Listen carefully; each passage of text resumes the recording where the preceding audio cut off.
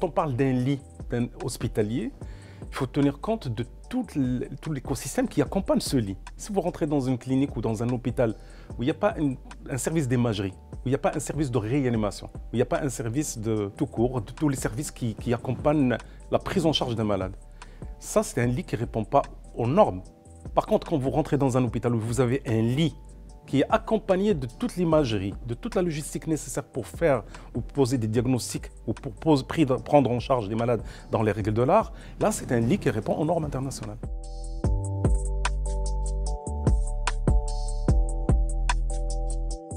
Écoutez, il y a deux catégories dans la tarification nationale de référence. Il y a la catégorie de pathologies lourdes de longue durée, genre cancer, genre cardiaque, malade cardiaque long cours. Ces deux pathologies sont très bien prises en charge par la tarification nationale de référence, même l'ancienne tarification. Par contre, les pathologies courantes, chirurgie classique, vésicule, appendicite et ainsi de suite, malheureusement, ou réanimation, le gros sujet, c'est la réanimation, très mal prise en charge par la TNR actuelle.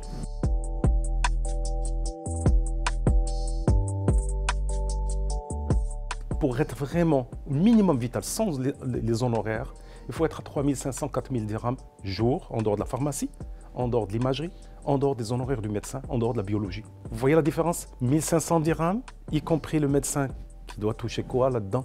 5,50 multiplié par 22 dirhams 50, vous êtes à quelque chose comme 1000 dirhams.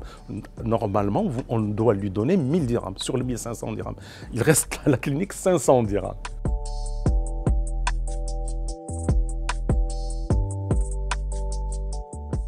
Introduction bourse, c'est une aubaine pour nous. C'est-à-dire qu'on ne va jamais être dans la difficulté.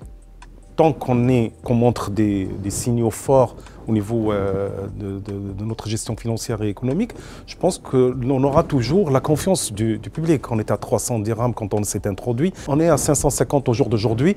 Ça veut dire qu'il y a une confiance dans le groupe qui est indéniable. Donc, quand on va aller faire une augmentation de capital, peut-être que ce sera pour l'international, peut-être que ce sera pour le développement national.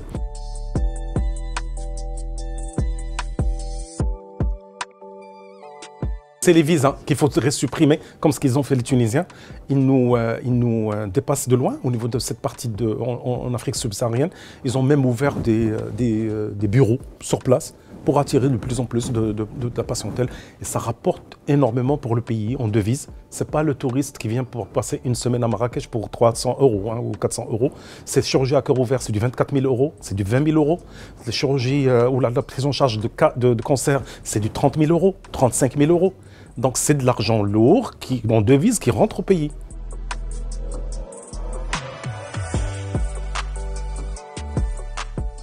C'est la même identité visuelle et la même charte qui est appliquée à Casablanca qu'à Goulmim.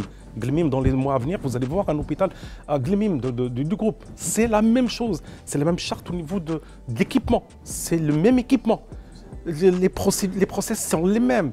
Donc, on a créé un modèle qu'on est en train de dupliquer partout au Maroc. Dakhla, ça va être pareil que Casablanca. Souhaitons-nous bon courage pour la partie humaine. La partie matérielle ne pose aucun problème. Mais la partie humaine, les ressources humaines, qui posent des soucis.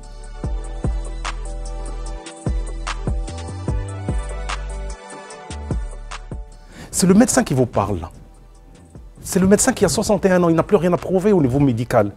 J'ai des choses à prouver sur le plan sociétal et sur le plan de rendement beaucoup plus humain que rendement financier.